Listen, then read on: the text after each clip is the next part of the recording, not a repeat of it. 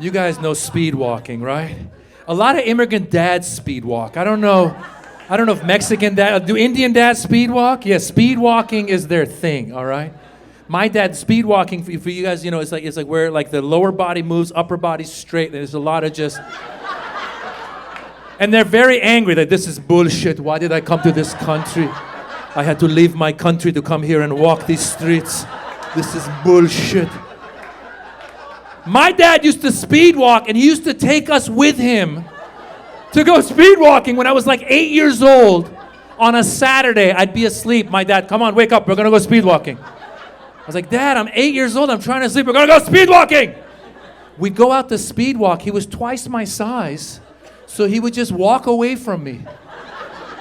And I think that's how immigrant dads spent quality time with their kids. Yeah. They would take you out and walk away because they wanted to tell you that life is hard.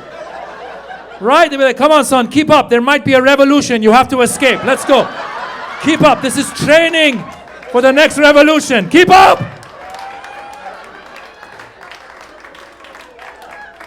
And then I realized we weren't there just to speed walk with our dads and our immigrant dads, but also we were their therapists. Yes, because immigrant dads don't go to therapy. They're macho men. I don't care where you're from, Venezuela, Iran, India, Mexico. Immigrant dads don't go to therapy. The kids are the therapists. Once in a while we're walking, my dad would just unload on me. I swear to God. One time I was walking with my dad. Come on, son, keep up. I go, Dad, wait up. Keep up, son. Dad, wait up. Son, come here, son. Your mother... bitch!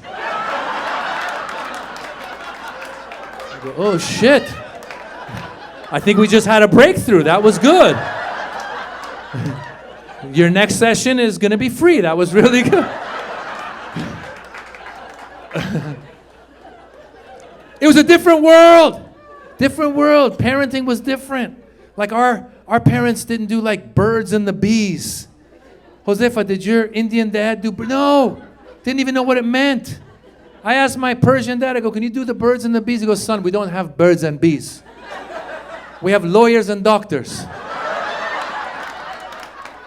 And I hope you be one.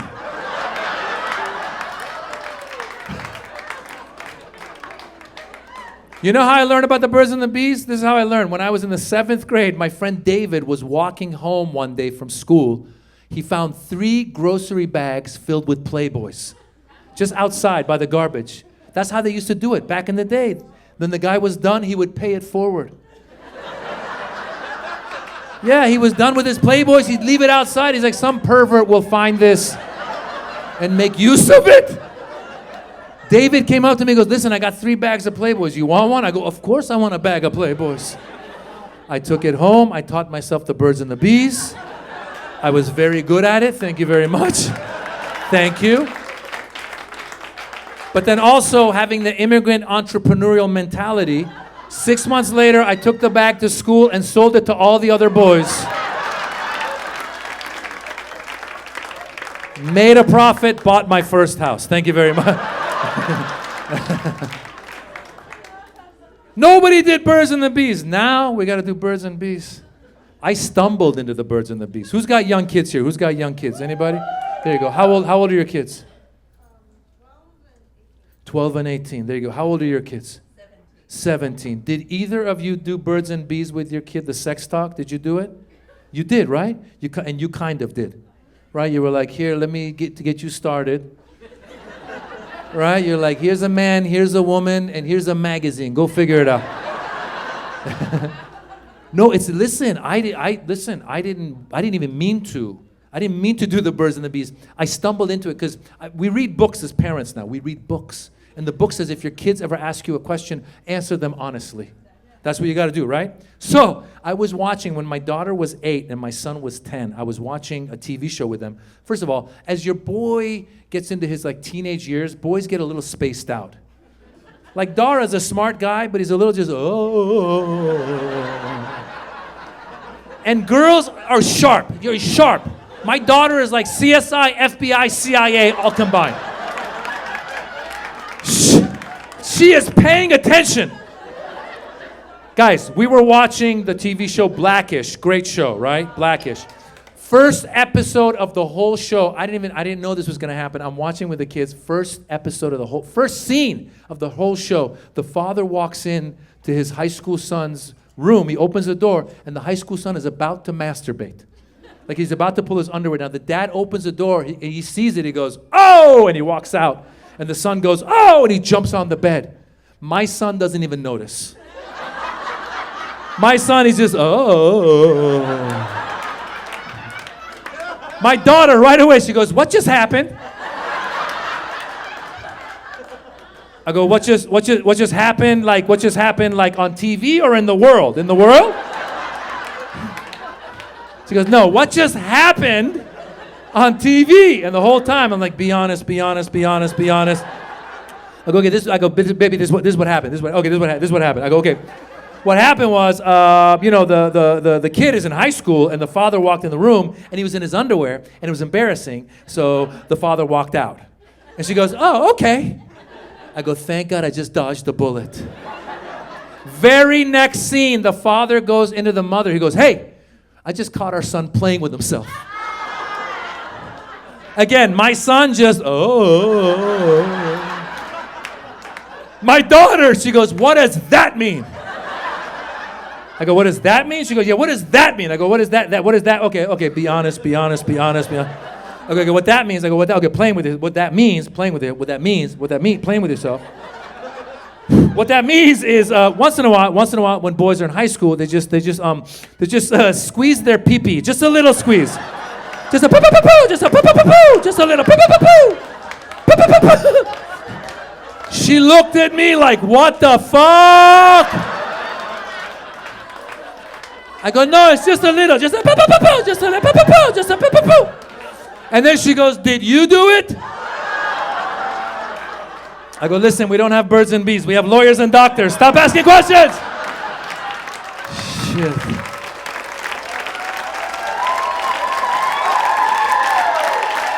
Oh.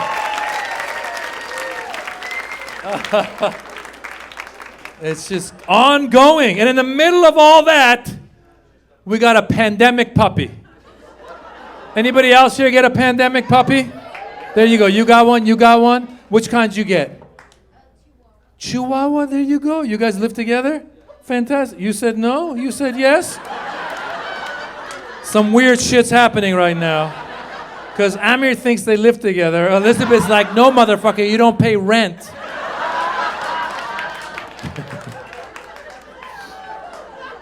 You guys got a Chihuahua together, though, right? So here's the check. Was it your first dog, or you had a dog before? Yeah. See, I'd never had a dog. I'd never had a dog before the pandemic because, again, a lot of cultures aren't dog people. Like when I was a kid in Iran, like I wanted a dog. Iranians weren't big dog people when I was in Iran, right, Mr. Delsha? We weren't big. When I was a kid, I asked my dad for a dog. He got me a rooster. I swear to God, I'm not making it up. Every once in a while I hear, "Cuckoo!" And my dad, "That's your dog. That's your dog." I went to school. They go, "Draw a dog." I drew a rooster. I go, "This guy's a fucking idiot." Then we came to America. America, everybody's got a dog. Americans love their dogs. So when I came to America, we came when I was 6. At the age of 7, I wanted a dog. So I went to my dad. Again, I wanted a dog. And again, my dad, macho Persian man, didn't even know how he could go about getting a dog. So he had another friend who was another macho Persian dude who had 2 dogs. So he goes to that guy, goes, "Hey, listen, you have 2 dogs, give me 1 dog."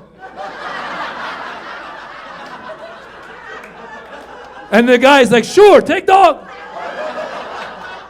Not one of them thought for 1 minute that these 2 dogs have grown up together, they're gonna miss each other. Yeah, don't awe the dog, awe me. I was 7 years old. This dog showed up. It was the saddest dog you've ever seen. Oh my God, you don't even know. I would try to take him for a walk. I'd be like, "Come on, Lassie, let's go for a walk." He was like, "Fuck you, my name's not Lassie. I'm gonna stay home and listen to sad music. Hello, darkness, my old friend." After 2 days, my dad goes, "Listen, dog doesn't like you, give dog back." I go, "But I like the dog." "Dog doesn't like you, give dog back." I go, I want the dog. He goes, you're lucky you can give dog back. Your mother doesn't like me. I can't give her back. Give dog back. So we gave the dog back. And I didn't have a dog until the pandemic. I was sitting there with my wife and kids. I have a request. Wives, girlfriends, please don't ask your husbands a question when you've already made up your mind on the answer. This is bullshit. You guys do this all the time.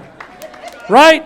Like you'd be sitting around, right? Someone a little, yeah, you're really, there you go. Those two guys are upset. You know what I'm saying? You'll be sitting around and your wife will be like, should we get sushi for dinner? Right? And you'll be like, you know, I'm not in the mood for sushi. They'll be like, you're never in the mood. For when are you ever in the mood?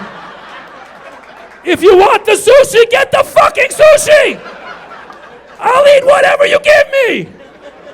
My wife pulled that shit with the dog. We're watching TV. My wife goes, should we get a dog? I go, babe, I don't know if it's the right time for a dog. There's a pandemic, there's protests, there's an election. It's not the right time. She goes, you never say it's the right time. When is it ever going to be the right time? I go, woman, if you already know you want the dog, then why are you asking mine? Just get the fucking dog. And then she pulls this bullshit. She goes, let's just go look at the puppies. What kind of bullshit? Wife negotiating tactic, Indian negotiating, I don't know what that was. Who just looks at a puppy? What kind of Disney villain would I have to be to just look at a puppy and not bring it home? Right? Who sees the puppy? I don't want the puppy! Destroy the puppy! Oh, hell no. We saw the puppy, we brought her home. Little mini golden doodle. Yeah, I know. My wife colors apricot, okay? She's cute. She looks like a little teddy bear. My wife named her Yasu. It's a Japanese name. Thank you. One person likes the name. Thank you. My wife, so it's a Japanese name. It means peaceful. So now I'm Iranian. My wife is Indian. Our dog is Japanese. Our nanny is Guatemalan. Our neighbor is Korean. I could run a goddamn immigration office out of my kitchen right now. And I've learned a lot since we had the dog. For one thing I learned Japanese and Koreans don't get along. Did you know this? I didn't know this till I was walking with Yasu, my little Japanese dog, came upon my Korean neighbor. She goes, what's your dog's name? I go, it's Yasu. In Japanese, it means peaceful. She goes, that's interesting, because Yasu in Korean means beast. I go, well, that's interesting, because my dog is peaceful. She goes, you don't want beast? I go, I'm good. And then she walked away angry. And I was like, what the hell? Why was she upset? I went to my wife. I go, why was the neighbor so upset? She goes, you idiot. They don't get along. What do you care? Just tell her it's beast. So the next time I saw her, I said, listen, my bad. The dog is actually Korean. She's beast. And my neighbor was like, oh, very good. So she walked away. And then I kept walking, and I ran into some Greek guy. He goes, oh, your dog's name is Yasu. You know, in Greek, Yasu means hello. I go, Jesus Christ, we're going to start World War III over this dog's name. I'm just trying to get her to take a shit so I can go home and take a nap. So now her name is Hello, you peaceful beast. That's it. Yeah.